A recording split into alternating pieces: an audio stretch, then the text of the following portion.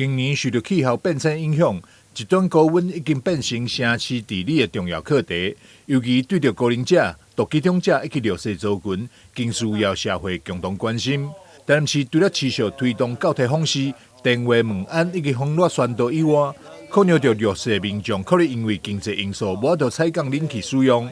台南更是率先全國推出高溫微型保險，希望增加對着弱勢保障。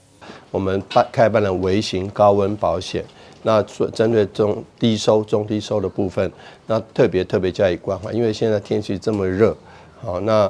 有時候中低收他們也沒有錢買冷氣，也沒有錢付電費，所以呢，我們特別對於這個，如果他們需要緊急協助的話，那個保額是1萬塊錢，那所以呢，對於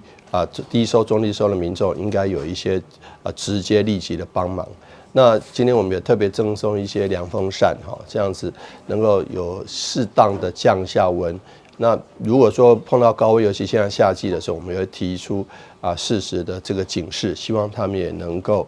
有比較好的地方可以去。除了率先全國推出高溫微型保險，市府今年再度吸取環境部建立全國首創的 AI 室內高溫預警關懷機制，運用人工智慧預測未來3到6點鐘室內溫度，並結合大數據分析，讓第一線消防人員會當提前掌握高風險對象，將關懷服務為被動應變提升到主動預防。台南新聞張偉忠採訪報道。